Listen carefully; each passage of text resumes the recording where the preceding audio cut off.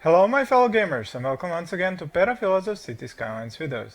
Now before the start of today's video, I have just a few things to tell you and a few questions to ask you. If you have already seen this part of the video, because it will be copy pasted on a few of the further videos, please jump to the content of this video.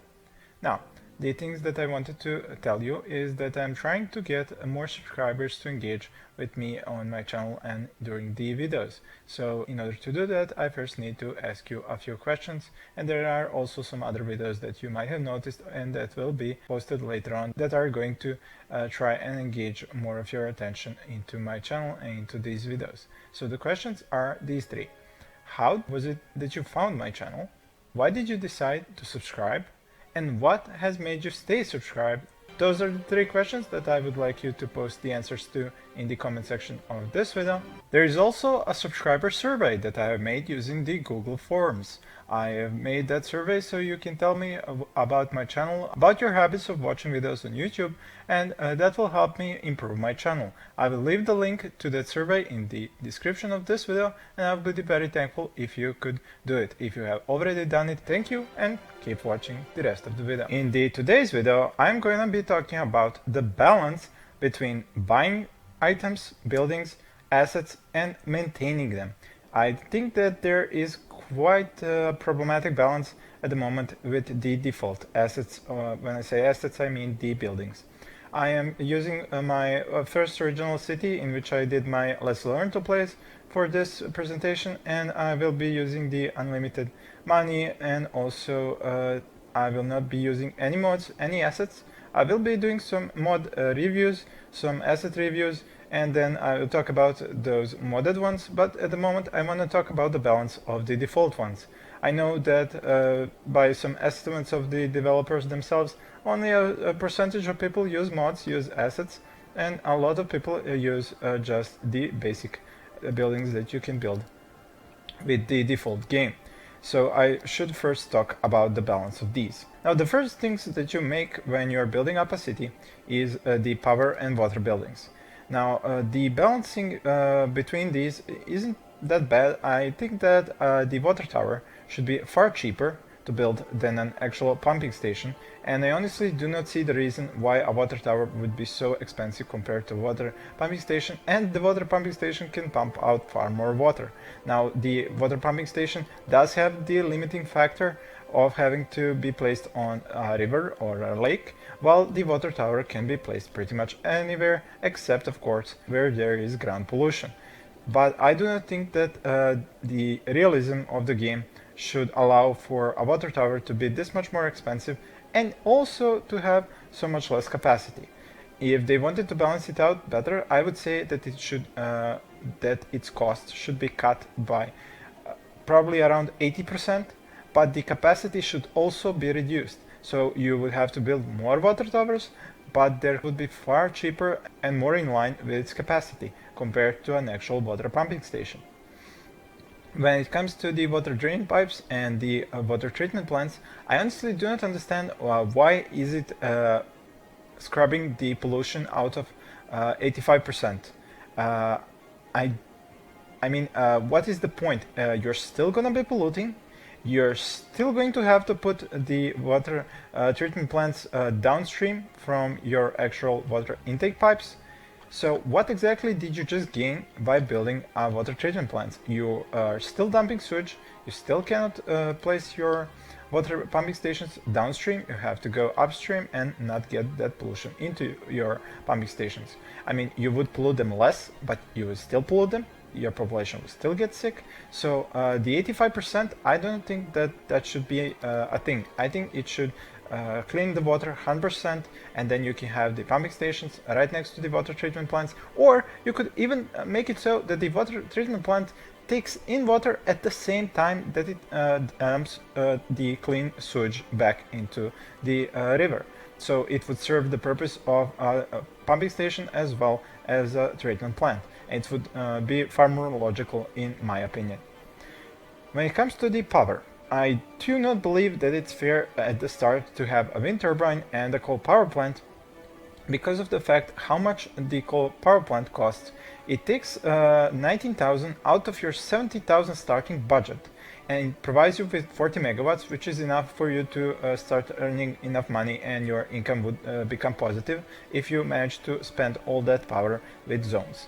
While if you wanted to build wind turbines, you would have to end up building let's see, at 8.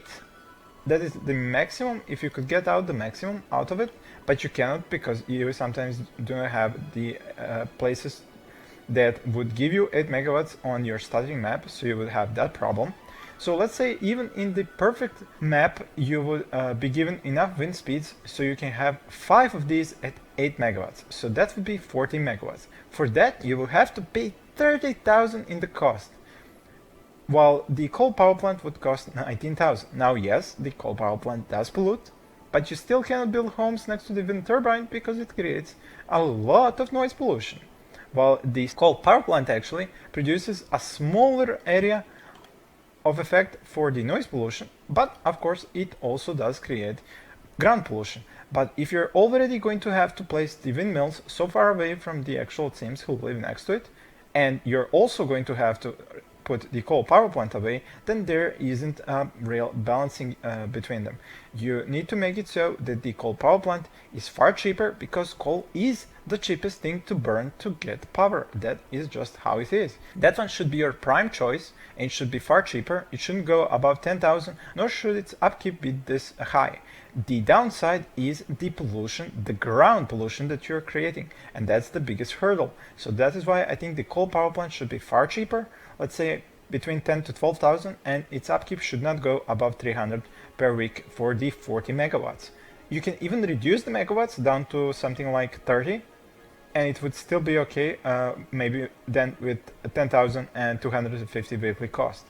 While the problem with the wind turbines is that you simply do not have the starting budget to buy that many wind turbines to support the population that you would need and the zones that you would need to start earning money at the beginning of your city. So therefore, I think either the wind turbines cost should be halved, or it should produce 50% more power, or the coal power plant needs a hefty cost and a hefty cut in its upkeep. That will really help out, because if you look at it later on, the advanced wind turbine is so cheap compared to how much power you can get, and it saves you the land because you can make it out here in the water.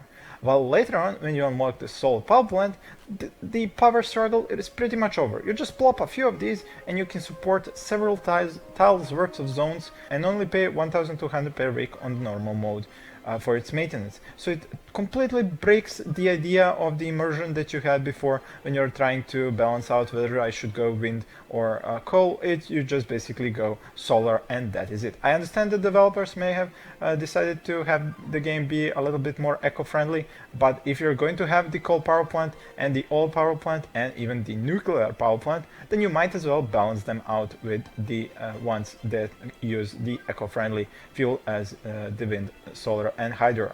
The dam also, it creates so many problems trying to figure out where to place it.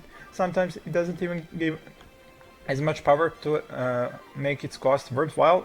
It probably cost me around 60,000, and I wasn't even sure how much power I'm going to get, so it was a gamble. While here you have it clearly show that you're going to have 160 megawatts, and with there not being a day or night cycle in the game where you always have 160 megawatts from a solar power plant because it's always sunny in City Skylines, then this thing is totally unbalanced. If there were a night and day cycle, then this thing would become balanced because you would be running on battery power at night, and the maintenance cost would probably be higher because of those batteries.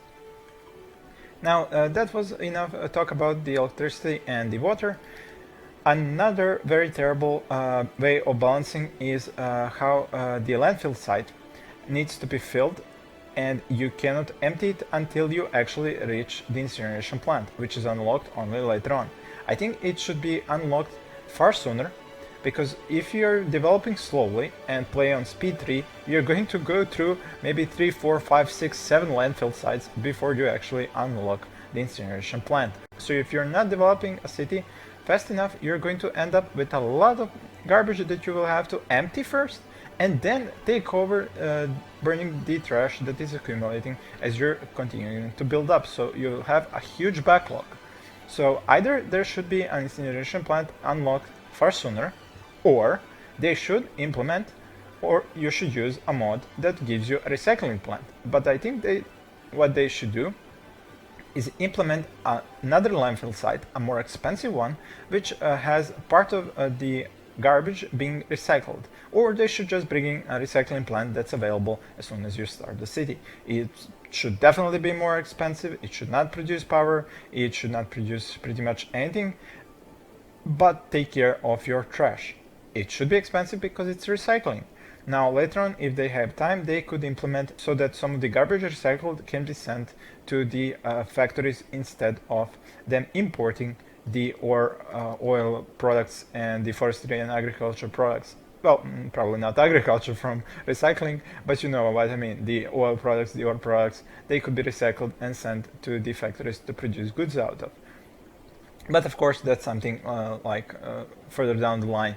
At the start, they should just simply give you a recycling plant that costs more, but it is able to take care of the garbage. And let's not even mention that the huge amount of pollution that you can create with an incineration plant. And considering how small the starting area is, if you were to not unlock any new and try to fit these, you can see just how much space this would take out from a starting tile.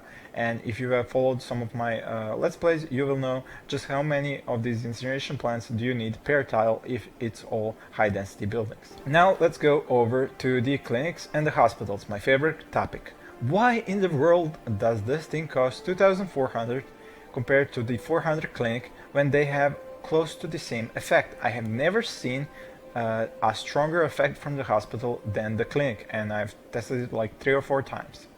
So definitely something needs to be looked at. Either the hospital needs to cost way less or have a way stronger effect, the area of effect and the actual effect on the buildings and the teams who live there.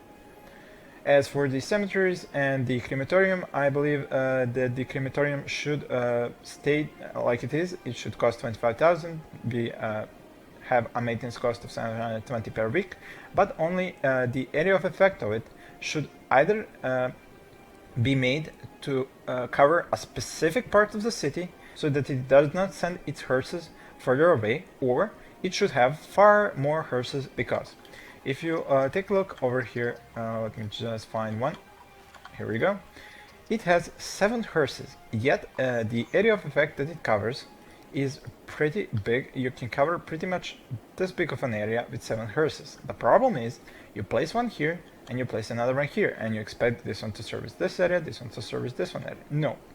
The guys from here, the drivers, are gonna go here. They might even go over here. You have no control over that. So what happens is that once these 7 hearses go far, far away from the actual crematorium and the teams start dying next to it, there's no hearse to come here and be close by.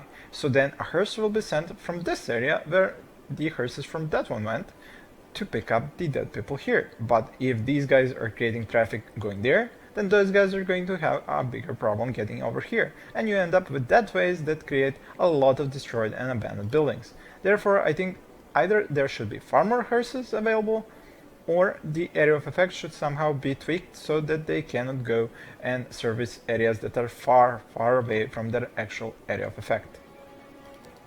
When it comes to the fire stations and firehouses, I believe that they're quite well balanced. I do not really have a lot to say about them, nor about the police stations and the police headquarters. It might be nice to have a building in between, so that when you are building areas, you can try and place buildings that would not jump from 10 police cars to 25. And because the police headquarters will spawn all 25 cars and send them going around, while its area of effect will probably be something like this. That means that 25 cars are a very high number for this amount of streets. But when you look at it from a fact that, for example, in this size of a city, even though it's a circular city, if I have one here and one here, the police cars will still all travel throughout the full city. So at one point you may have like 25 cars going through here and then another 25 meeting them through here, and you will have a huge jam made out of only police cars. So either they should have a limited range, or you should have buildings who can have fewer police cars but the same area of effect. As for their cost and maintenance, like I said, I think they are pretty well balanced. Now on to the education. The elementary schools, the high schools, and the university have a big problem because in the budget they all share the same slider. For example, in one of my cities, you will probably seen it in the last place, I have about 4 or now 5 universities, and the capacity goes up to 22,000, even though I have only about 7,000 people who actually need to be educated. But the problem is the coverage itself is not big enough for that whole city, so I have to build many of these. But I do not need that much student capacity. So either there should be a slider for each education level separately, or there should be at least 2 buildings. For example, you could have a university, a big one, and then a small, like some part of the university which is on its own, and it has a far smaller capacity yet close to the same area of effect. Same goes for a high school. Sometimes you need this many student capacity, and then sometimes you just want to jump over. Now you could do it by increasing the slider here, but if you just need to increase the amount of high school places where it seems, you will end up increasing the elementary and the universities. And if you remember that we already had too many places in the university, we are paying for something we do not need, and while trying to pay for something that we do need. So either 3 bars separate, or several more buildings with more choices on the number of student capacity and the area of effect, upkeep, and the prices. When it comes to the bus depot, I do not like the fact that you only need 1 bus depot for your entire city, and it will spawn as many buses as you want, because at the moment of spawning there could be as many as 200-300 buses that are trying to come out of a single building. You can only imagine how big of a deal that is for your streets to take. So there should be a way to plop one, choose how many buses it can house, and then plop another one and choose how many buses it can house, and then have the price be a percentage. So if you plop one, you can get 200 buses out of it. If you increase its own budget, you can get 300 buses out of it. It doesn't really matter how many. If you want to play with just 1 bus depot, you can just keep increasing its budget. But if you would like 4 buses to spawn out of different places, then you can have several bus depots, and each with its own limited number of buses. The metros also, I do not believe that they are well balanced, because the ticket income that you earn from the metro station is almost never enough to cover the price of building, and let alone maintaining a large metro system. So I believe the upkeep should be reduced, or the ticket sale should go up. But I believe there would be a problem with that, because the tickets go together for every form of transportation. I am not sure the developers even make a different ticket cost for the different type of transportation. Somebody could probably test it out and see if the ticket costs the same in a metro and a bus. I have a feeling it's the same price no matter what form of public transportation it is. So I believe that would be probably harder to do and change the ticket price. So I believe that the easier path would be to go and reduce the cost and maintenance cost of metro stations, the actual metro tunnels, and then you would be able to pay for a metro system with the tickets. I mean, we are still talking about only paying for, not even profiting from. The buses, I think you can easily profit from, but the metros are a constant drain on your city's budget. So I think the metro stations should at least be able to cover its own prices. Well, I think that would be all. If I have forgotten anything, I will probably get back to the balancing if some patch in the future goes through these balancing changes at some point. And also I will be doing another video. Well, I will be talking about the assets you could use to go around the current balancing issues. Thank you all for watching, and please stay tuned for more.